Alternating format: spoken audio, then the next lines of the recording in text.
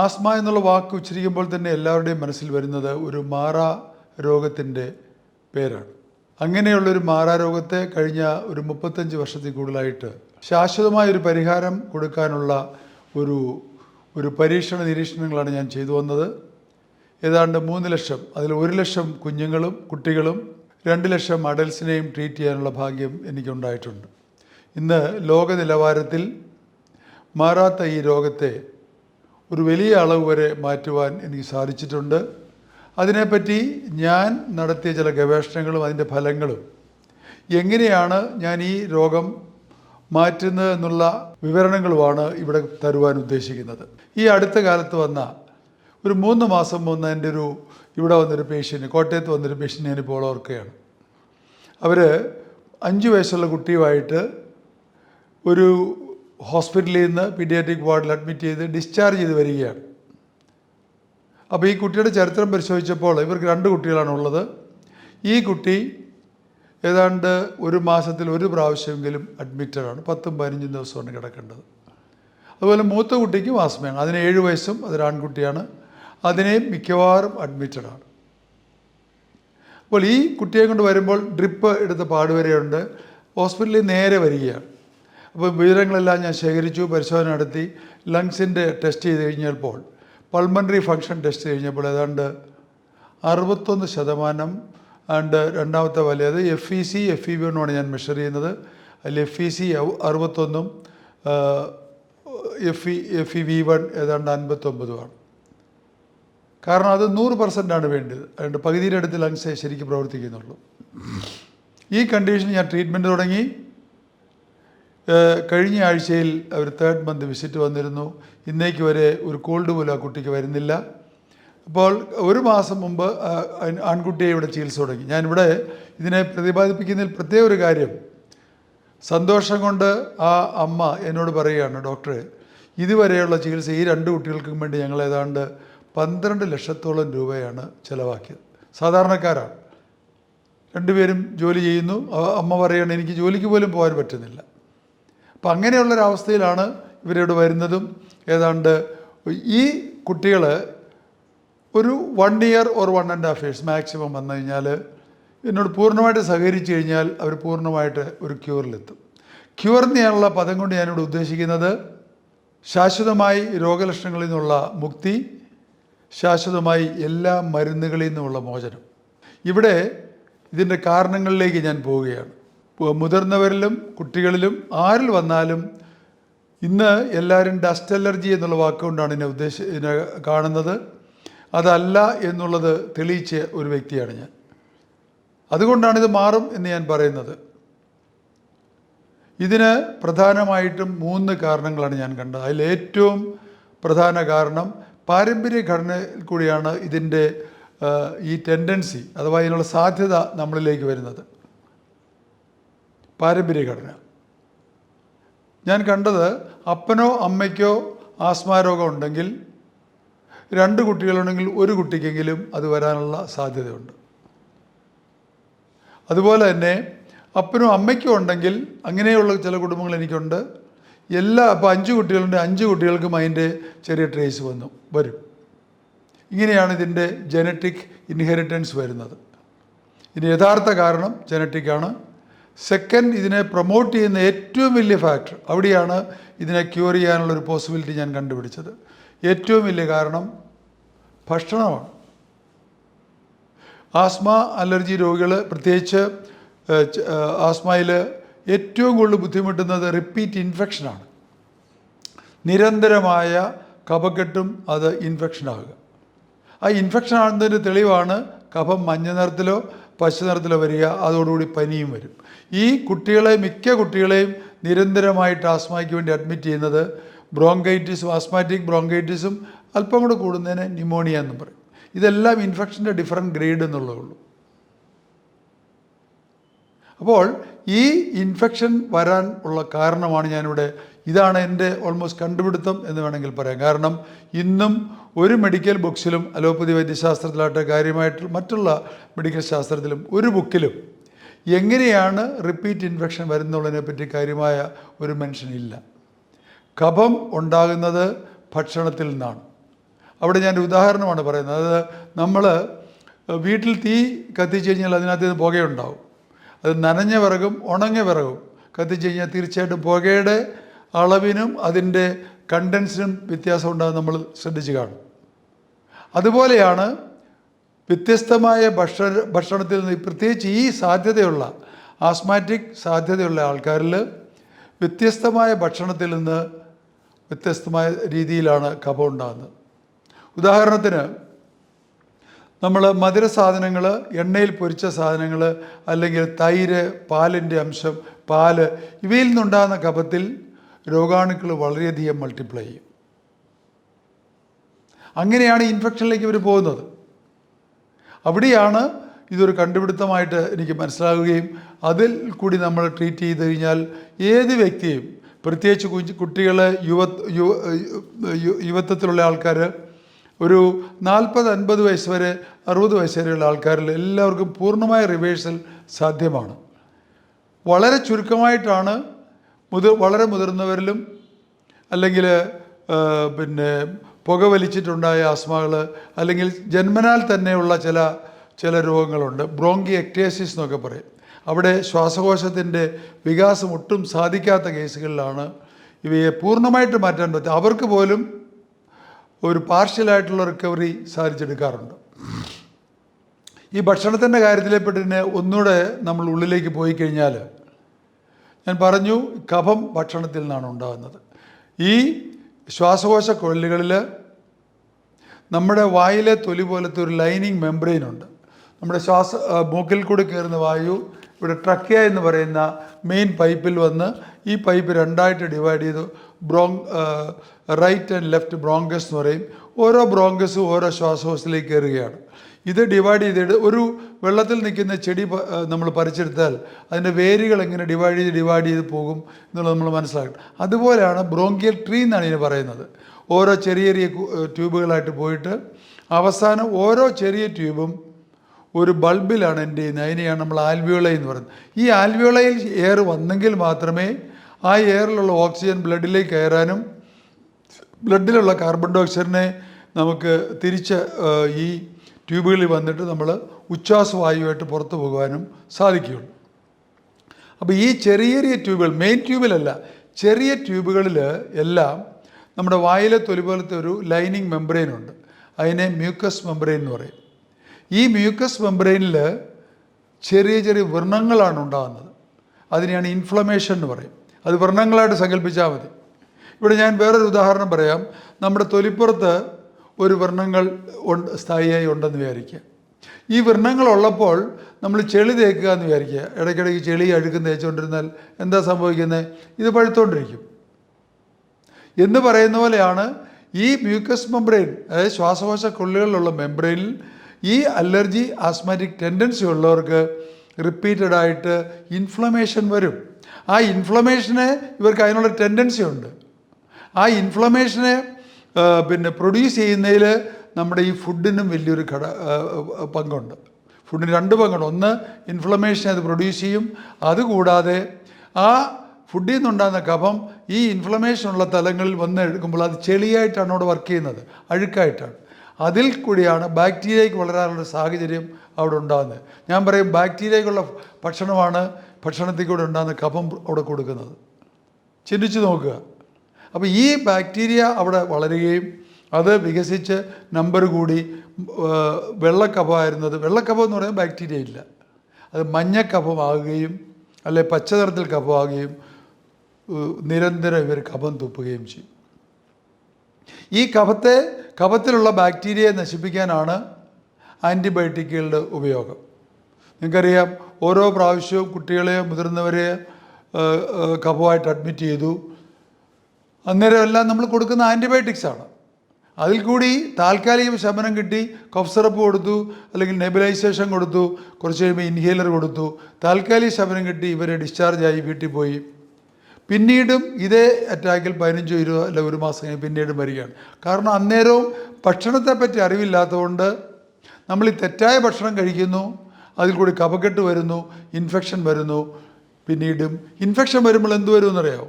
ഈ ശ്വാസകോശ കൊള്ളികൾ ചുരുങ്ങാൻ തുടങ്ങും. ആ അടയുന്ന പ്രക്രിയയാണ് നമ്മൾ ആസ്മ എന്നുള്ള വാക്കുകൊണ്ട് ഉദ്ദേശിക്കുന്നത്. ശ്വാസം എനിക്ക് കിട്ടുന്നില്ല, ബ്രീത്തിങ് ഡിഫിക്കൽറ്റി, അതിനാണ് ആസ്മ എന്നുള്ള വാക്കുകൊണ്ട് ഉദ്ദേശിക്കുന്നത്. അപ്പോൾ ഇവിടെ ഒന്നുകൂടെ ഉള്ളിലേക്ക് പോയി കഴിഞ്ഞാൽ 3 മെക്കാനിസമാണ് ആസ്മയിൽ സംഭവിക്കുന്നത്. 1, കഫത്തിൻ്റെ ഉൽപ്പാദനം കൂടുന്നു. 2, ഈ നമ്മുടെ ഉള്ളിലത്തെ ശ്വാസകോശ കൊള്ളികളിലെ മെംബ്രെയിനിന് ചെറിയ വ്രണങ്ങൾ വന്നിട്ട് അതിന് നീര് വരിക, അതിനെ മ്യൂക്കോസൽ എഡീമ എന്ന് പറയും. അപ്പോഴും എന്ത് വരും? ഇതിൻ്റെ വ്യാസം കുറയും. വ്യാസം കുറയുമ്പോഴും ആ ട്യൂബുകൾക്കുള്ള അകത്തൂടെ എയർ പോകുന്നതിൻ്റെ അളവ് കുറയും. 3ാമത്തെ കാര്യം ഈ സെക്രീഷൻ വരുന്നത്. കൂടാതെ ഈ സെക്രീഷൻ, അതായത് കഫം വരുമ്പോഴും ഒരളവിൽ ഈ ട്യൂബുകൾ അടയും. അപ്പോൾ ഈ ശ്വാസകോശത്തിലെ ട്യൂബുകൾ അടയും കഫവും കൂടെ വരുന്നതുകൊണ്ടാണ് ഈ രോഗികൾ വലിക്കുമ്പോൾ കുറുകുറ എന്നുള്ള ശബ്ദം നമ്മൾ കേൾക്കുന്നത്. എയറും ഫ്ലൂയിഡും കൂടി അവിടെ മൂവ് ചെയ്യുകയാണ്. അപ്പോൾ ഈ ഫ്ലൂയിഡ് വരുന്നത് 101% നമുക്ക് ഭക്ഷണത്തിൽ കൂടിയാണ്. അതാണൊരു കണ്ടുപിടുത്തമായിട്ട് ഞാൻ പറയുന്നത്. കാരണം ഇത് കണ്ടുപിടിച്ചത് കൊണ്ടാണ് ഇതിനെ നിയന്ത്രിച്ച് നിർത്തിക്കൊണ്ട് ഈ രോഗം മാറ്റാം അല്ലെങ്കിൽ മാറ്റിക്കൊണ്ടിരിക്കുന്നത്. അതിൻ്റെ സന്തോഷമാണ് ഞാനിവിടെ നിങ്ങളോട് പങ്കുവയ്ക്കുന്നത്. കാരണം മാറാരോഗമായ ആസ്മയ്ക്ക് ഒരു സൊല്യൂഷൻ ഉണ്ട്. വർഷങ്ങളുടെ നിരീക്ഷണം കൊണ്ടാണ് ഞാനിത് കണ്ടുപിടിച്ചത്. ഇവിടെ ഇനി അല്പം എൻ്റെ പേഴ്സണൽ എക്സ്പീരിയൻസും കൂടെ പറയാം ഇതിനകത്ത്. എൻ്റെ അമ്മയ്ക്ക് ഞങ്ങളൊക്കെ കുട്ടികളായിരിക്കും പോലെ തുമ്മലും ശ്വാസം പൊടലും തുടങ്ങിയ ആസ്മ രോഗിയായി. അത് കഴിഞ്ഞ് അമ്മയെ തിരുവനന്തപുരം മെഡിക്കൽ കോളേജ് വരെ കൊണ്ട് കാണിച്ചു. അമ്മ ഇന്നും ജീവിച്ചിരിപ്പുണ്ട്, 99 വയസ്സുണ്ട്. ഞാൻ തന്നെയാണ് കഴിഞ്ഞ 35-40 വർഷമായിട്ട് അമ്മയെ പരിപാലിക്കുന്നത്. ഈ കാലയളവിൽ ഒരിക്കൽ പോലും ഈ രോഗത്തിന് വേണ്ടി അമ്മയെ ഹോസ്പിറ്റലിൽ അഡ്മിറ്റ് ചെയ്യേണ്ടി വന്നിട്ടില്ല. ഇന്നും മിനിമമായിട്ട് ചെറിയ അസ്വസ്ഥതകൾ ഒഴിച്ചു കഴിഞ്ഞാൽ മൊബൈൽ കൂടി ഫോൺ സംസാരിക്കും, എന്നും പേപ്പർ വായിക്കും, അതുപോലെ തന്നെ ഡെയിലി ഡയറി എഴുതും, ഭക്ഷണമൊക്കെ തന്നെ എടുത്ത് കഴിക്കും, അതുപോലെ കുളിക്കുന്നവരെ തന്നെ ചെയ്യും. അപ്പോൾ ഏത് ഏജിലും ഇത് റിവേഴ്സ് ചെയ്യാം എന്നുള്ളതാണ് ഞാൻ പറയുന്നത്. കുറച്ച് കഴിയുമ്പോൾ അമ്മയിൽ നിന്നുള്ള ജീന് കിട്ടിയിട്ട് എനിക്കും ചെറുതായിട്ട് സ്റ്റാർട്ട് ചെയ്തു. എനിക്കൊരു സൈനസൈറ്റിസിൻ്റെ സ്റ്റേജ് വരെ വന്നുള്ളൂ. ഈ തിയറികൾ കണ്ടുപിടിച്ചുകൊണ്ട് ഇന്നും ആരോഗ്യം പരിരക്ഷിച്ച് ഞാൻ ഹെൽത്തി ആയിട്ട് ജീവിക്കുകയാണ്. അതുപോലെ എൻ്റെ മകൻ കുഞ്ഞായിരുന്നപ്പോൾ 2 വയസ്സിൽ നിരന്തരമായ ചെസ്റ്റ് ഇൻഫെക്ഷൻ വരുമായിരുന്നു. ചെസ്റ്റ് ഇൻഫെക്ഷനേ ആയുള്ളൂ, ആസ്മ ആയില്ല. പക്ഷെ അന്നേരം എല്ലാം നമ്മുടെ അന്ന് ഫ്രഷ് MD ഡോക്ടറാണ് ഞാൻ, ഫിസിഷ്യനാണ്, MD ജനറൽ മെഡിസിൻ. അപ്പോൾ ആ അറിവ് വെച്ചിട്ട് നമുക്കന്ന് അലോപ്പതി വൈദ്യശാസ്ത്രത്തിൽ മാത്രമേ അറിവും വിശ്വാസവും ഉള്ളൂ. അതുകൊണ്ട് നമ്മൾ ആൻറ്റിബയോട്ടിക് കൊടുക്കും, കഫ് സിറപ്പ് കൊടുക്കും, പീഡിയാട്രീഷ്യനോട് ചോദിക്കും, അവരും പറയും ഇതൊക്കെ തന്നെ ഉള്ളൂ. പക്ഷേ പിന്നീട് എൻ്റെ ഒരു സുഹൃത്ത് വലയത്തിൽപ്പെട്ട ഒരാൾ ചെറിയ ചില ഹോമിയോപ്പതിക് ട്രീറ്റ്മെൻറ്റ് പറഞ്ഞു. ആ കൂട്ടത്തിലാണ് ഞാൻ ഭക്ഷണത്തിൻ്റെ ഈ പ്രാധാന്യം കണ്ടുപിടിക്കുന്നത്. അതും ഹോമിയോപ്പതി മെഡിക്കേഷൻസും അതുപോലെ തന്നെ ചില വെറ്റ് ചെസ്റ്റ് പാക്ക് എന്നൊക്കെ പറയും, അതിനെപ്പറ്റി ഞാൻ ഇപ്പോൾ ഇവിടെ പ്രതിപാദിക്കുന്നുണ്ട്. ഇതെല്ലാം കൂടെ ചെയ്ത് കഴിഞ്ഞപ്പോൾ ഒരു സമ്പൂർണ്ണമായ ക്യൂറ്, ടോട്ടൽ ഫാമിലി ഹെൽത്തിയായി. അതുപോലെ തന്നെയാണ് ഞാൻ എല്ലാവരോടും പറയുന്നത്, നിങ്ങൾ ഇതിനെ അതായത് ഭക്ഷണരീതി നിയന്ത്രിച്ചുകൊണ്ട് സിമ്പിളായിട്ടുള്ള ചില കാര്യങ്ങൾ ചെയ്തു കഴിഞ്ഞാൽ ഈ വലിയ മാറാത്ത ഈ രോഗത്തെ നമ്മുടെ വരുതിയിൽ നമുക്ക് മാറ്റുവാൻ സാധിക്കും. ഇനി അല്പം എന്തൊക്കെയാണ് ഭക്ഷണത്തിൽ ഏറ്റവും കൂടുതൽ കഫം ഉണ്ടാക്കുന്നത്, ആ കഫത്തെ ഇൻഫെക്ഷനിലേക്ക് കൊണ്ടുവന്ന ഫുഡ് എന്ന് നമുക്ക് നോക്കാം. ഇതാണ് ഏറ്റവും കൂടുതൽ ഞാൻ നിയന്ത്രിക്കാൻ രോഗികളോട് പറയുന്നത്. ഒരു വ്യക്തി എൻ്റെ പുതിയതായിട്ട് വന്ന കുട്ടികളാണെങ്കിലും അല്ലെങ്കിൽ മുതിർന്നവരാണെങ്കിലും തലേ ദിവസം എന്ത് കൊടുത്തു, റുട്ടീനായിട്ട് ഇപ്പോൾ ഓൺലൈനിൽ എനിക്ക് പേഷ്യൻസ് ഉണ്ട്, ലോകം മുഴുവനുള്ള വിദേശ രാജ്യങ്ങളിലൊക്കെ, പ്രത്യേകിച്ച് മലയാളികളുടെ പരിചയത്തിൽ അവരുടെ സുഹൃത്തുക്കളും ഫോറിൻ നാഷണൽസ് വരെ കൺസൾട്ട് ചെയ്യുന്നുണ്ട്. ഇവരോടൊക്കെ ഇൻട്രാക്ട് ചെയ്യുമ്പോൾ ഞാൻ ഇവരുടെ ഒരു ആവറേജ് ഡേയിൽ നിങ്ങൾ എന്തൊക്കെ കഴിക്കും, രാവിലെ മുതൽ രാത്രി വരെ വായിൽ കൂടെ പോകുന്ന എല്ലാ ഐറ്റംസും പറയാൻ പറയും. അങ്ങനെയാണ് അതറിഞ്ഞിട്ട് അന്നേരം തന്നെ അതിനുള്ള കറക്ഷൻസ് ഞാൻ കൊടുക്കുകയാണ്. ഇവരോട് ഏറ്റവും കൂടുതൽ കഫം ഉണ്ടാക്കുന്ന ഫുഡ് എൻ്റെ കണ്ടുപിടുത്തത്തിൽ മലയാളി ഏറ്റവും കൂടുതൽ ഭക്ഷിക്കുന്നത് നമ്മൾ അരി ഭക്ഷണമാണ്. ഇപ്പം ഞാൻ കണ്ടത്, ഇപ്പോൾ രാവിലെ പുട്ടോ ഇഡ്ഡലിയോ ദോശയോ കഴിച്ച കാര്യമായ കുഴപ്പമില്ല, ഉച്ചയ്ക്കും ചോറുണ്ടാം. പക്ഷേ ഉച്ച കഴിഞ്ഞുള്ള ഭക്ഷണത്തിൽ നിന്നാണ് ഏറ്റവും കൂടുതൽ കഫം ഉണ്ടാകുന്നത്. അതുകൊണ്ടാണ് രാത്രിയിലത്തെ ഭക്ഷണം ഒരു കാരണവശാലും അരി ഭക്ഷണം ഞാൻ അനുവദിക്കാറില്ല. ഞാൻ നേരത്തെ ഒരു മുൻ വീഡിയോയിൽ പറഞ്ഞിട്ടുണ്ട്, രാത്രിയിൽ നമ്മൾ മലയാളിയുടെ ഒരു വളരെ സിമ്പിൾ ഫുഡായിട്ട് രോഗികൾ സ്ഥിരമായിട്ട് കഴിക്കാൻ കൊടുക്കുന്നൊരു ഫുഡാണ് കഞ്ഞി. ഞാൻ കഞ്ഞി ഒരു കഫത്തിൻ്റെ ബോംബ് ആണെന്നാണ് പറയുന്നത്. ഇത് അകത്തിയെന്ന് പൊട്ടുകയാണ്. പ്രത്യേകിച്ച് കഞ്ഞിവെള്ളം. കാരണം കഞ്ഞിവെള്ളത്തിൽ ഇതിനകത്ത് ഈ റൈസ് ബ്രാൻ ഓയിലിൻ്റെ ഒരു അംശവും കൂടി ഉണ്ട്. അതുകൊണ്ടാണ് കഞ്ഞിവെള്ളം കൊഴുത്ത് കിടക്കുന്നത്. അപ്പോൾ ഈ കഞ്ഞി കുടിച്ചാൽ, നമ്മൾ 8 മണിക്ക് കഞ്ഞി കുടിച്ചു, ഒരു 8-9 അവർ കിടന്നെന്ന് വിചാരിക്കുക. ഒരു 12-1 മണിയാകുമ്പോഴത്തേന് ഈ കഞ്ഞിയിൽ നിന്നുള്ള കഫം ഡൈജഷനും എല്ലാം കഴിഞ്ഞിട്ട് ആ കഫത്തിൽ നിന്ന് ഉൽപ്പാദിപ്പിക്കുന്ന കഫം ലങ്സിൽ വരും. ഒരു സ്പ്രേ ചെയ്യുന്ന പോലെയാണ് ലങ്സിലെ ട്യൂബുകളിൽ ഇത് വരുന്നത്. ഈ വിഷയത്തിൽ ആഗോളതലത്തിൽ ഗവേഷണം നടത്താനുള്ള വലിയൊരു പൊട്ടൻഷ്യൽ കിടപ്പുണ്ട്. ഞാൻ മെഡിക്കൽ കോളേജിലെ ചില ഡോക്ടേഴ്സൊക്കെ പോലും അവരുടെ റിലേറ്റീവ്സിനെ കാണിക്കാൻ എൻ്റെ അടുത്ത് വരുമ്പോൾ ഞാൻ അവരോട് പറയാറുണ്ട്, കഫം എവിടെ നിന്നാണ് വരുന്നതെന്ന് അറിയാമെന്ന് ചോദിക്കും. എല്ലാവരും പറയും ഗോബ്ലറ്റ് സെൽസാണ് കഫം ഉണ്ടാക്കുന്നത്, മ്യൂക്കസ് ഉണ്ടാക്കുന്നത്. പക്ഷേ അതിനൊരു ഫ്യൂവൽ വേണമെന്നാണ് ഞാൻ പറയുന്നത്. ആ ഫ്യൂവൽ ആണ് ഭക്ഷണത്തിൽ നിന്നുണ്ടാകുന്ന ബൈ പ്രോഡക്ട്സ്. അപ്പോൾ കഫം ഉണ്ടാക്കുന്നതിൽ മുഖ്യൊരു സ്ഥാനമാണ് അരിഭക്ഷണം. ഇന്ന് വൈകുന്നേരം നൈറ്റിൽ 4 മണിക്കും ഞാൻ അരിഭക്ഷണം ആർക്കും അനുവദിക്കാറില്ല. അത് ഓരോ തീഷ്ണതയനുസരിച്ച്, രോഗത്തിൻ്റെ കാഠിന്യമനുസരിച്ച് പഥ്യത്തിൻ്റെ ചില വ്യത്യാസങ്ങൾ വരുത്താറുണ്ട്. എൻ്റെ അടുത്തേക്ക് പല രോഗികളും വരുമ്പോൾ ആയുർവേദം, അലോപ്പതി, ഹോമിയോപ്പതി എന്തെല്ലാം ചികിത്സകളുണ്ട്, ഇതെല്ലാം ഇൻഡിവിജ്വലായിട്ട് ചെയ്ത് മടുത്തവരാണ് ഈ വരുന്നത്. അതുകൊണ്ട് മിക്ക ആൾക്കാരും 99% ആൾക്കാരും പഥ്യം പറഞ്ഞാൽ കേൾക്കാൻ അവർ തയ്യാറാണ്. കാരണം അല്ലെങ്കിൽ ഞാൻ ഇവരോട് പറയും, പഥ്യമില്ലാതെ പ്രത്യേകിച്ച് കേരളത്തിൽ നിന്നുകൊണ്ട് ഈ രോഗം മാറ്റാൻ പറ്റുകയില്ല. എന്തുകൊണ്ടാണ് കേരളത്തിൽ നിന്നുകൊണ്ടെന്നുള്ള വാക്കിന് ഉപയോഗിച്ചു എന്നുള്ളതിനെ പറ്റിയും ഒരു എക്സ്പ്ലനേഷൻ പറയാം. അപ്പോൾ അരിഭക്ഷണം വൈകിട്ട് ഒഴിവാക്കണം.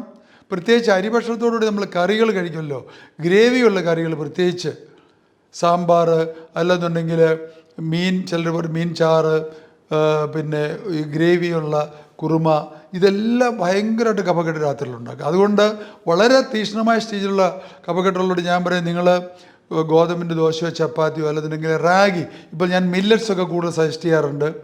അല്ലെങ്കിൽ ഓട്സ്, സിമ്പിളായിട്ടല്ലേ ഒരു റാഗി ചെറുതായിട്ട് കുറുക്കിയൊന്ന് കഴിക്കുക. അല്ലെങ്കിൽ അതിൻ്റെ അല്പം പുട്ട്, രാത്രിയിൽ പുട്ടുണ്ടാക്കുകയാണെങ്കിൽ ഞാൻ 2 കാര്യങ്ങളൂടെ ഒഴിവാക്കാൻ പറയും. ഈ എണ്ണയും ഒഴിവാക്കണം, തേങ്ങയും ഒഴിവാക്കണം. അപ്പോൾ എല്ലാം ക്യാരറ്റോ എല്ലാം ചെറുതായിട്ട് ചിരണ്ടിയിട്ടിട്ട് ഒരു പുട്ടുണ്ടാക്കി കഴിച്ചു കഴിഞ്ഞാൽ ഈ കഫത്തിൻ്റെ ഉൽപ്പാദനം വളരെയധികം കുറയുന്ന സ്ഥിതി അവർക്കുണ്ടാകും. അത് കഴിഞ്ഞാൽ പിന്നെ ഞാൻ പറയുന്നത് പഴങ്ങൾ, അല്ലെങ്കിൽ പഴങ്ങളുടെ കാര്യം പറയുമ്പോൾ നമ്മുടെ ഈ പ്രത്യേക കാലാവസ്ഥയിൽ ഞാൻ എൻ്റെ വർഷങ്ങളുടെ നിരീക്ഷണത്തിൽ നിന്ന് കണ്ടത്, ഈ ബനാന അല്ലെങ്കിൽ ഏത്തപ്പഴം അധികം പഴുക്കാത്തത് പുഴുങ്ങി അത് കഴിക്കാം. അതുകൂടാതെ ഞാലിപ്പൂ എന്ന് പറയുന്ന പഴമാണ് ഏറ്റവും സേഫായിട്ട് ഞാൻ കണ്ടിരിക്കുന്നത്. മറ്റുള്ള മിക്ക പഴങ്ങളും തീക്ഷ്ണമായ സ്റ്റേജിലുള്ളവർക്ക് ആദ്യം കൊടുത്തു കഴിഞ്ഞാൽ അത് കഫക്കെട്ടിലേക്ക് പോകാറുണ്ട്. പഴങ്ങൾ രാവിലെ കഴിച്ചു കഴിഞ്ഞാൽ വലിയ കുഴപ്പമില്ല. ഉച്ച കഴിഞ്ഞ് പഴങ്ങളും ഞാൻ അനുവദിക്കാറില്ല. അതുപോലെ ഏറ്റവും ഒഴിവാക്കാൻ പറയുന്ന പഴങ്ങൾ പാളയന്തോടൻ പഴം, മുന്തിരി, ഓറഞ്ച്, പൈനാപ്പിള്, അതുപോലെ പുളികൂടുതൽ, ഇതെല്ലാം പുളികൂടുതൽ എല്ലാ പഴങ്ങളും, അത് ഡ്രൈ ഫ്രൂട്ട്സ് ആണെങ്കിലും ഞാൻ അനുവദിക്കാറില്ല. അതെല്ലാം കഫത്തിൻ്റെ വർധനയ്ക്ക് കാരണമാകാറുണ്ട്. പ്രത്യേകിച്ച് ഇതുപോലത്തെ ഐറ്റം നമ്മൾ ഏറ്റവും ഒഴിവാക്കാൻ പറയുന്ന ഐറ്റത്തിൽ നിന്നുള്ള കഫം ലങ്സിൻ്റെ ട്യൂബുകളിൽ വരുമ്പോൾ അത് ബാക്ടീരിയ വളരാനുള്ള ഒരു മീഡിയമായിട്ട്, കൾച്ചർ മീഡിയം എന്ന് മെഡിക്കൽ ലാംഗ്വേജിൽ പറയും, കൾച്ചർ മീഡിയമായിട്ട് മാറുകയും ധാരാളമായിട്ട് ബാക്ടീരിയ വളരുകയും ഇൻഫെക്ഷനിലേക്ക് ഇവർ പോവുകയും ചെയ്യും. ഈ നിരന്തരമുള്ള ഇൻഫെക്ഷനാണ് ഇതിനകത്ത് ഏറ്റവും പേടിപ്പെടുത്തുന്ന സംഭവം. ഇതിനു വേണ്ടിയാണ് പ്രത്യേകിച്ച് കുട്ടികളെയും മുതിർന്നവരെല്ലാം സ്ഥിരമായിട്ട് ഹോസ്പിറ്റലിൽ അഡ്മിറ്റ് ചെയ്യുന്നതും ICUവിൽ കിടക്കുന്നതും അല്ലെങ്കിൽ വെന്റിലേറ്ററിലേക്ക് വരെ പോകുന്ന സ്റ്റേജും ഉണ്ടാകുന്നത്. അത് ഈ കഴിഞ്ഞാൽ പിന്നെ ജനറലി പറഞ്ഞു കഴിഞ്ഞാൽ bakery items, generally including bread വരെ ചീത്ത ഫുഡാണ് ഈ രോഗത്തിന്. ഇപ്പോൾ കുട്ടികൾക്കൊക്കെ ഈ ക്രീം ബിസ്ക്കറ്റും അതൊക്കെ കഴിച്ച് കഴിഞ്ഞാൽ ശരിക്കും പ്രശ്നം. അതുപോലെ ചോക്ലേറ്റ്സ്, എല്ലാത്തരം ചോക്ലേറ്റ്സും, അതുപോലെ വറുത്ത് പൊരിച്ച സാധനങ്ങൾ. നമ്മൾ TV കാണുമ്പോൾ കുട്ടികൾക്കാണെങ്കിൽ നമ്മളൊരു പ്ലേറ്റ് ചിപ്സ് കൊടുക്കും, അല്ലെങ്കിൽ കടല കൊടുക്കും, വറുത്ത സാധനങ്ങൾ കൊടുക്കും. ഇതെല്ലാം അമിതമായിട്ട് കഫക്കെട്ടുണ്ടാക്കി ഈ രോഗത്തിലേക്ക് നയിക്കുന്നതാണ്. നട്ട്സിൽ 2 നട്ട്സാണ് പൊതുവിൽ ഞാൻ സേഫായിട്ട് കണ്ടിരിക്കുന്നത്. അത് വാൽനട്ടും ബദാമുമാണ്. ബദാം അതിന് ഡോസുണ്ട്, ഒരു 4-5, മുതിർന്നവരാണെങ്കിൽ 4-5 കഴിക്കാം. പ്രായം കുട്ടികളാണെങ്കിൽ 2, 3, 4 വരെ ഞാൻ അനുവദിക്കാവുള്ളൂ. ഇവിടെ ഏറ്റവും സന്തോഷമുള്ളൊരു കാര്യം ഞാൻ പറയാം, കുട്ടികളോട് പറയും, ഏതാണ്ട് 1 വർഷം 1 വർഷം നിങ്ങൾ കൃത്യമായിട്ട് പാലിച്ചു കഴിഞ്ഞാൽ ഈ അകത്ത് ഞാൻ നേരത്തെ പറഞ്ഞു ഈ വ്രണങ്ങളെല്ലാം കരിച്ച്, വ്രണങ്ങൾ കരിയാനാണ് ഈ സമയം കൂടുതൽ ഞാൻ എടുക്കുന്നത്. ഏതാണ്ട് 1 വർഷം 1 വർഷം കഴിയുമ്പോൾ ഇവർക്ക് പൂർണ്ണ ആരോഗ്യം, വീണ്ടെടുക്കുകയും ഈ വ്രണങ്ങളെല്ലാം കരിയുകയും ചെയ്യും. പിന്നെ ഇവർക്ക് ആവശ്യമുള്ള ഫുഡെല്ലാം മോഡറേറ്റ് ക്വാണ്ടിറ്റി, മോഡറേഷൻ എന്നുള്ള വാക്കോർത്ത് എല്ലാം മിതമായിട്ട് എല്ലാവർക്കും എല്ലാം കഴിക്കാൻ പറ്റും. ഇന്ന് ഞാൻ എൻ്റെ ടോക്കിലൊക്കെ പറയാറുണ്ട് മലയാളിക്ക് സംഭവിച്ചെന്താണ്. നമ്മളൊരു 10-15 വർഷം കൊണ്ട് കേരള സമൂഹം പാടെ മാറി. അതായത് ആഘോഷം എന്ന് പറയുന്ന മുഴുവൻ ഈറ്റിംഗ് ആയിട്ട് മാറി. അതിൻ്റെ ഒരു പരിണത ഫലമാണ് ഈ രോഗങ്ങളെല്ലാം, പ്രത്യേകിച്ച് എല്ലാ രോഗങ്ങളും. ഞാനൊരു ഗോൾഡൻ സെൻറ്റൻസ് എല്ലാവരോടും പറയാറുണ്ട്, എൻ്റെ പേഷ്യൻസിനോട്. ആരോഗ്യത്തിൻ്റെയും രോഗത്തിൻ്റെയും രഹസ്യം ഫുഡാണ്. ഇതെന്ന് അനുസരിക്കുന്നവർക്ക് മാത്രമേ ഏത് രോഗമാകട്ടെ നിങ്ങൾക്ക് ആരോഗ്യത്തോടെ ഇവിടെ ജീവിക്കാനൊക്കെ ഉള്ളൂ. എനിക്കൊരു യോഗ ഗുരു ഉണ്ട്. യോഗ ഗുരു പറയുന്നൊരു സെൻറ്റൻസ് ഉണ്ട്, where there is health there is hope, and where there is hope you have everything in life. അതായത് എവിടെ പൂർണ്ണ ആരോഗ്യമുണ്ടോ അവിടെ പ്രതീക്ഷയുള്ളൂ. ആ പ്രതീക്ഷയുള്ളിടത്ത് നിങ്ങൾക്ക് ജീവിതത്തിലെ എല്ലാ കാര്യങ്ങളും അച്ചീവ് ചെയ്യാനൊക്കെ ഉള്ളൂ. ഹാർഡ് വർക്ക് ചെയ്യണമെങ്കിലോ എന്തിനകത്തെങ്കിലും ഇടപെടണമെങ്കിലോ ഉന്മേഷത്തോടെ ജോലി ചെയ്യണമെങ്കിലോ. ഞാനിപ്പോൾ ഈ പറഞ്ഞ വാക്കുണ്ടല്ലോ, രാവിലെ എഴുന്നേൽക്കുമ്പോൾ, ബെഡിൽ നിന്ന് എഴുന്നേൽക്കുമ്പോൾ നമുക്ക് ഉന്മേഷത്തോടുകൂടി എഴുന്നേറ്റെങ്കിൽ മാത്രമേ ആ വ്യക്തിക്ക് ആരോഗ്യമുണ്ട് എന്നുള്ളത് മനസ്സിലാക്കുള്ളൂ. ഞാൻ എൻ്റെ പേഷ്യൻസ് വരുമ്പോൾ, ചേച്ചി ക്രോണിക്കായിട്ടുള്ള ഈ രോഗങ്ങൾ സഫർ ചെയ്യുന്നവർ വരുമ്പോൾ ഞാൻ അവരോട് ചോദിക്കാറുണ്ട്, രാവിലെ ബെഡിൽ നിന്ന് എഴുന്നേൽക്കാൻ നിങ്ങൾക്ക് ഉന്മേഷമുണ്ടോ? ഇല്ല ഡോക്ടറെ, വളരെയധികം വിഷമിച്ചാണ് ഞാൻ എഴുന്നേൽക്കുന്നത്. ആ ദിവസത്തെ ജീവിതം എങ്ങനെ കൊണ്ടുപോകണം എന്നുള്ള അറിയാൻ പറ്റില്ലാത്തൊരു ക്ഷീണത്തോടുകൂടി എഴുന്നേൽക്കുന്നത്. ഇതിനെയാണ് ആരോഗ്യമില്ലാത്ത അവസ്ഥ എന്ന് പറയുന്നത്. നിങ്ങൾ ചിലപ്പോൾ ഫുഡ് കഴിച്ച് 11 വരെ എഴുന്നേറ്റ് ഫുഡ് കഴിക്കുന്നുണ്ടാകും, പക്ഷേ നിങ്ങൾക്ക് ആരോഗ്യം കിട്ടുന്നില്ല. അപ്പോൾ ആരോഗ്യത്തിലേക്കുള്ളൊരു തിരിച്ചുവരവ്, രോഗത്തിൽ നിന്ന് ക്യൂറായി 3 സ്റ്റേജാണത്: രോഗം, ക്യൂറ്, ആരോഗ്യം. ഇതിലേക്ക് മടങ്ങണം എന്നുണ്ടെങ്കിൽ ചില ചിട്ടകൾ നമ്മൾ പാലിച്ചേ അടങ്ങുള്ളൂ. കൈ കിട്ടുന്നതെല്ലാം തിന്നണം, കൈ കിട്ടുന്നതെല്ലാം കുടിക്കണം, തോന്നിയ പോലെ ജീവിക്കണം. ഒരിക്കലും ആരോഗ്യം എന്നും അവർക്ക് ഒരു സ്വപ്നമായിട്ട് മാത്രമേ ഇരിക്കുകയുള്ളൂ. ഇടക്കാലത്ത് സ്ഥിരമായിട്ട് സൈനസൈറ്റിസ് വന്ന് കഷ്ടപ്പെട്ട ഒരാളാണ് ഞാൻ. കാരണം MD ജനറൽ മെഡിസിൻ എടുത്തു കഴിഞ്ഞപ്പോൾ എനിക്ക് അലോപ്പതി വൈദ്യശാസ്ത്രം മാത്രമേ അറിയാവുള്ളൂ. അതിനുശേഷം പിന്നീടാണ് ഞാൻ ഹോമിയോപ്പതിയും യോഗയും നേച്ചർ ക്യൂറും ഡയറ്റ് തെറാപ്പിയും അതുപോലെ വൈറ്റാമിൻ ന്യൂട്രിയൻ തെറാപ്പിയും എല്ലാം ഞാൻ പഠിച്ചു. ഇതെല്ലാം പഠിച്ചതിൽ നിന്നുള്ള ആ നല്ല പോയിൻറ്റ്സ് എടുത്ത് സംയോജിപ്പിച്ചൊരു പുതിയ ചികിത്സാരീതി ഉണ്ടാക്കി. അതിനെയാണ് ഇൻ്റഗ്രേറ്റീവ് ഓർ സംയോജിത ചികിത്സ എന്ന് ഞാൻ പറയുന്നത്. ഇതിൽ കൂടിയാണ് ഈ വിപ്ലവകരമായ ഈ ചികിത്സാരീതി ഞാൻ തുടർന്നു പോകുന്നതും ഇതുപോലത്തെ മാറാ രോഗികളെ ക്യൂറാക്കുന്നതും. അപ്പോൾ ആസ്മയിൽ നിന്നുള്ള മോചനം വേണമെങ്കിൽ ഭക്ഷണ രീതി നോക്കാൻ ഇവർ തയ്യാറാകണം. ഇവിടെ ആസ്മയെ സ്വാധീനിക്കുന്ന ഏറ്റവും വലിയ ഘടകം ഞാൻ പറഞ്ഞു. രണ്ടാമത്തെ ഘടകം, മൂന്നാമത്തെ ഒരു ഘടകമുള്ളൂ. ഒന്ന് ഞാൻ പറഞ്ഞ പാരമ്പര്യമാണ്, രണ്ടാമത് ഭക്ഷണമാണ്. പാലും പാലിൻ്റെ ഉൽപ്പന്നങ്ങളോ പറഞ്ഞാലേ അത് പൂർത്തിയാളൂ. പാലിൻ്റെ ഉൽപ്പന്നങ്ങൾ, അതായത് തൈര്, പച്ചമോര്, കൂടിയ സ്ഥിതിയുള്ളവർക്ക് ഞാൻ കാച്ചിമോര് പോലും ഒഴിവാക്കും. ആകെ പാലിൽ ഞാൻ എൻ്റെ പ്രോഡക്റ്റിൽ അനുവദിക്കുന്നത് നെയ്യാണ്, ഉരുക്ക് നെയ്യ്.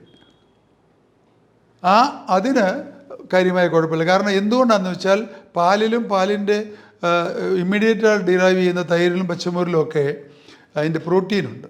പക്ഷേ ഉരുക്ക് നെയ്യിലേക്ക് വരുമ്പോൾ ഫാറ്റ് മാത്രമേ ഉള്ളൂ. അത് നമ്മൾ ദോശയോട് ചൂടുമ്പോഴോ മിനിമമായിട്ട് ചോറ് ചേർത്തോ ഒക്കെ കഴിച്ചാൽ കാര്യമായ കുഴപ്പം കാണാറില്ല. അതും രാവിലെ ഉച്ചയ്ക്കുമായിട്ട് നിർത്തണം. പാല് കംപ്ലീറ്റ് ആയിട്ട് തന്നെ ഞാൻ എല്ലാവരോടും നിർത്താൻ പറയും. പാലിനും ഇന്നത്തെ നിങ്ങൾക്ക് ലിറ്ററേച്ചർ വായിച്ചാൽ അറിയാം, പാല് പല രോഗങ്ങൾക്കും ചീത്തയാണ്. കാരണം അമേരിക്കയിൽ നടത്തിയ റിസർച്ചിൽ ലേഡീസിലുണ്ടാകുന്ന ബ്രസ്റ്റ് ക്യാൻസറിൻ്റെ 25% പോലും മിൽക്കിൽ നിന്നാണ് വരുന്നതായിട്ട് കണ്ടിട്ടുള്ളത്.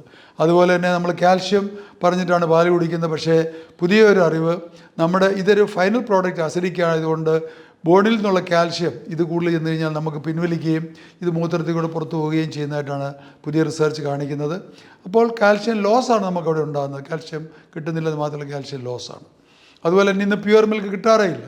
ഒരു തരത്തിലുള്ള മിൽക്കും, ഒരു മൃഗത്തിൻ്റെ മിൽക്കും ആടിൻ്റെ പോലും പലരും ചോദിക്കാറുണ്ട്. ചികിത്സ വിജയിക്കണം എന്നുണ്ടെങ്കിൽ ഞാൻ പറയും ഇതും ഒഴിവാക്കിയെങ്കിലേ പറ്റുള്ളൂ. അപ്പോൾ നമ്മുടെ ഈ പല സാധനങ്ങൾ, ബേക്കറി, ഇതെല്ലാം ഒഴിവാക്കിയാൽ നിങ്ങൾക്ക് പൂർണ്ണമായിട്ടും തിരിച്ച് ആരോഗ്യത്തിലേക്ക് വരാനുള്ളൊരു മാർഗം തുറന്നു കിട്ടും. ഈ പാരമ്പര്യം, ഫുഡ്, മൂന്നാമത്തെ ഒരു ഘടകം ഞാനിവിടെ മെൻഷൻ ചെയ്യാൻ പോകുന്നത് ആപേക്ഷിക ആർദ്രത അഥവാ ഇംഗ്ലീഷിൽ ഹ്യൂമിഡിറ്റി എന്ന് പറയുന്ന ഫാക്ടറാണ്. കേരളത്തിൽ 360 ദിവസവും നമുക്ക് മോശമായ ഹ്യൂമിഡിറ്റിയാണ്. അതുകൊണ്ടാണ് ഇവിടെ കഫക്കെട്ടും ഈ ഇൻഫ്ലമേഷനും കൂടുതലായിട്ട് വരുന്നത്. നിങ്ങൾക്കറിയാം, മഴക്കാലത്താണ് ആസ്മ രോഗവും എല്ലാ അലർജി രോഗവും വാതരോഗവും എല്ലാം ഇളകുന്നത്. എന്തുകൊണ്ടാണ്? മഴക്കാലത്ത് കേരളത്തിൽ ഹ്യൂമിഡിറ്റി ഏതാണ്ട് 100% അടുത്തെത്തും. നിങ്ങൾക്കറിയാമോ, ഹ്യൂമിഡിറ്റി എന്ന് പറയുന്നത് അതായത് വായുവിലെ വെള്ളത്തിൻ്റെ ജലാംശം, അതിനെ പെർസെൻറ്റേജ് ആയിട്ടാണ് പറയുന്നത്. നമുക്ക് 40-നും 60-നും ഇടയ്ക്കാണ് ഈ ജലാംശം വായുവിൽ നിൽക്കേണ്ടത്. ഈ 40-നും 60-നും ഇടയ്ക്ക് നിന്നെങ്കിൽ മാത്രമേ നമ്മുടെ കോശങ്ങളും നമ്മുടെ ശരീരത്തിൻ്റെ എല്ലാ അവയവങ്ങളും അതിൻ്റെ പൂർണ്ണ തോതിൽ നന്നായിട്ട് പ്രവർത്തിക്കുകയുള്ളൂ.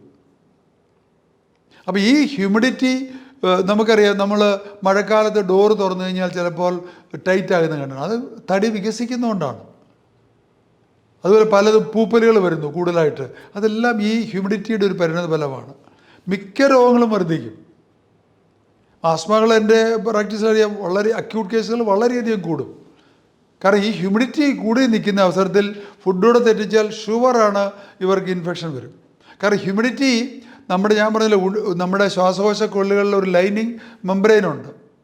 ഈ മെംബ്രെയിന് ഒരു നീരുണ്ടാക്കും. അതിനെ മ്യൂക്കോസൽ എഡിമ വരുന്നതിൽ. അതുകൂടാതെ ഇവയ്ക്ക് ചെറിയ ചെറിയ വ്രണങ്ങളും പൊട്ടലും ഉണ്ടാകും, ഇൻഫ്ലമേഷനും കൂടും. അതുപോലെ തന്നെയാണ് നമുക്കറിയാം വാതരോഗങ്ങളും ആ സമയത്ത് കൂടുന്നത് നിങ്ങൾക്കറിയാം. അപ്പോൾ ഈ ഇൻഫ്ലമേഷൻ കൂടുവാൻ സഹായിക്കുന്നൊരു പ്രധാന ഘടകമാണ് ഹ്യൂമിഡിറ്റി. ഞാൻ ഈയിടെ ഉണ്ടായൊരു അനുഭവം പറയാം. ഈ ഗുഡ് ഫ്രൈഡേ, സാറ്റർഡേ, സൺഡേ ഞാൻ ബാംഗ്ലൂരിൽ ഞാനും വൈഫും കൂടെ പോയിരിക്കുകയായിരുന്നു. ഇവിടെ വെച്ച് എനിക്ക് ഇന്നും കേരളത്തിലാണെങ്കിൽ എനിക്ക് ഈ ഞാലിപ്പൻ എന്ന് പറയുന്ന പഴവും ഏത്തപ്പഴം പുഴുങ്ങിയതും സേഫായിട്ട് കഴിക്കാം രാവിലെ. ഞാൻ ഉച്ച കഴിഞ്ഞ് ഇത് പരീക്ഷിച്ച് കഴിഞ്ഞാൽ എപ്പോൾ പരീക്ഷിച്ചാലും കഫക്കെട്ട് വരും. ചിലപ്പോൾ അത് കൂടുതലാണെങ്കിൽ ഇൻഫെക്ഷനിലേക്ക് പോകാറുണ്ട്. ഞാൻ ബാംഗ്ലൂരിൽ ചെന്ന് അവിടുത്തെ ഹ്യൂമിഡിറ്റി സ്റ്റഡി ചെയ്തപ്പോൾ 42% ഞാൻ ചെല്ലുന്ന ദിവസം ഉള്ളത്. ഞാൻ ഒരു 8-10 പഴം, അതായത് അവിടുത്തെ കേല എന്ന് പറയുന്ന പഴം, അതായത് നമ്മുടെ ഇവിടുത്തെ പച്ചപ്പഴം കഴിച്ചു. അതുകൂടാതെ പിന്നെ ഓറഞ്ച്, അത് ഇവിടെ വെച്ച് എനിക്ക് ഒരു ഓറഞ്ചൊക്കെ കഴിച്ചാൽ പോലും ചിലപ്പോൾ കഫക്കെട്ട് വന്ന് അത് ഇൻഫെക്ഷനിലേക്ക് പോകാറുണ്ട്. 5-6 ഓറഞ്ച് ഒരു ദിവസം ഞാൻ കഴിച്ചു. ധാരാളം ചിക്കു കഴിച്ചു, അതായത് സപ്പോട്ട കഴിച്ചു. തൈര് കൂട്ടി ഞാൻ ചോറുണ്ടു എല്ലാ ദിവസവും.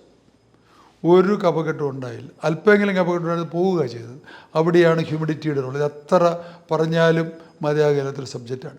എൻ്റെ പല പേഷ്യൻസും അവർക്ക് കേരളത്തിൽ വെച്ച് ആസ്മയുണ്ട്, അവർക്ക് വിദേശത്ത് പോയി ന്യൂസിലൻഡിലോ ഓസ്ട്രേലിയയിലോ അമേരിക്കയിലെ കാലിഫോർണിയയിലോ എന്തിനേറെ ഗൾഫിൽ പോയാൽ പോലും പലർക്കും വളരെയധികം ആശ്വാസം കിട്ടാറുണ്ട്. ഇവിടെ വെച്ചാണ് അസുഖം കൂടുതൽ. അപ്പോൾ ഞാൻ പറയാറുണ്ട്, ഇത് ഗോഡ്സ് ഓൺ കൺട്രിയാണ്, പക്ഷേ ക്ലൈമറ്റ് വൈസ് നമ്മുടെ സ്ഥലം ആരോഗ്യത്തിന് അത്ര പറ്റിയ സ്ഥലമല്ല. യഥാർത്ഥ പോയിൻ്റാണ് ഞാൻ ഈ പറയുന്നത്. പലർക്കും അനുഭവപ്പെട്ട കാര്യങ്ങളാണ്. ഇന്നും മെഡിക്കൽ ബുക്സിൽ ഒരിടത്തും എങ്ങനെയാണ് ഹ്യൂമിഡിറ്റി ആരോഗ്യത്തെ, പ്രത്യേകിച്ച് ഈ കഫക്കെട്ടുള്ള രോഗത്തെ അല്ലെ ഈ ബ്രോങ്കൈറ്റിസിനെ, ആസ്മയെ സ്വാധീനിക്കുന്നുള്ളതിനെ പറ്റി ഇന്നും കാര്യമായ ഒരു മെൻഷനുമില്ല. ഇതൊക്കെ ഇനിയും എക്സ്പ്ലോർ ചെയ്യാൻ, മുമ്പേ പറഞ്ഞല്ലോ കഫ എങ്ങനെ ഉണ്ടാകുമെന്ന് പറഞ്ഞ പോലെ തന്നെ ഇതും എക്സ്പ്ലോർ ചെയ്യാൻ പറ്റിയൊരു വിഷയമാണ്. ഒരു റിസർച്ചിനുള്ള വലിയൊരു സബ്ജക്റ്റാണ്. ഓരോ അവയവങ്ങളിലും ഹ്യൂമിഡിറ്റിയുടെ റോൾ എത്ര. അപ്പോൾ ഇത് ഡെഫിനറ്റായിട്ട് ഞാൻ കണ്ടുപിടിച്ചതാണ്. ഹ്യൂമിഡിറ്റിക്ക് വലിയൊരു ഇൻഫ്ലുവൻസ് ഉണ്ട്. ആസ്മ ചികിത്സയിൽ പ്രധാനമായിട്ട് ഞാൻ പറഞ്ഞു, നമ്മൾ ഭക്ഷണ രീതിയെ നിയന്ത്രിക്കാൻ പറയും. സെക്കൻഡ്, അതിന് കറക്റ്റ് മെഡിസിൻസ് കൊടുക്കുന്നത് കൂടുതലും ഞാൻ പറഞ്ഞല്ലോ, പിന്നെ സ്ഥിരമായിട്ട് അലോപ്പതി കഴിച്ചവരാണെങ്കിൽ വളരെ പതുക്കെ നമ്മളത് വിഡ്രോ ചെയ്ത് ഹോമിയോപ്പതി മെഡിക്കേഷൻസും വൈറ്റാമിൻ തെറാപ്പിയും എല്ലാം കൂടെ കൊടുക്കുമ്പോൾ അവർക്ക് അവരുടെ ഡിഫൻസ് കൂടി ഇമ്മ്യൂണിറ്റി ബിൽഡ് ചെയ്ത് ഈ വൂണ്ടെല്ലാം ഹീൽ ചെയ്ത് ഹെൽത്തി സ്റ്റേജിലേക്ക് മടങ്ങുമ്പോൾ എല്ലാ മരുന്നുകളിൽ നിന്നുള്ള മോചനം അവർക്ക് കിട്ടും. ഈ പൂർണ്ണ ക്യൂറിലേക്ക് ഇവരെ തിരിച്ചു കൊണ്ടുവരുന്നതിൽ സഹായിക്കുന്ന വേറൊരു ടൂളാണ് യോഗ. ഞാൻ ഇങ്ങനൊരു വാക്ക് എല്ലാവരോടും സെൻറ്റൻസ് പറയാറുണ്ട്. നിങ്ങൾക്ക് ഇതിൽ നിന്നുള്ള പൂർണ്ണ മോചനം കിട്ടാനും ആ കിട്ടിയ ക്യൂറ് ശാശ്വതമായിട്ട് മെയിൻറ്റെയിൻ ചെയ്യാനും യോഗ പോലെ നല്ലൊരു ടൂൾ ഇന്നേക്ക് വരെ ഞാൻ കണ്ടിട്ടില്ല. 1980 ബീഹാർ സ്കൂൾ ഓഫ് യോഗയിൽ നിന്ന് ഡിപ്ലോമ എടുക്കാനുള്ള യോഗ ചികിത്സയിലും യോഗ പ്രാക്ടീസിലും ഡിപ്ലോമ എടുക്കാനുള്ള ഭാഗ്യം എനിക്കുണ്ടായിട്ടുണ്ട്. ഇന്ന് രാവിലെയും യോഗ ചെയ്യാതെ ഞാൻ എൻ്റെ ബെഡ്റൂമിൽ നിന്ന് വെളിയിൽ ഇറങ്ങാറില്ല. ഞങ്ങൾ എൻ്റെ എറണാകുളത്തെയും കോട്ടയത്തെയും സെൻറ്ററിൽ യോഗ ഹാളുണ്ട്.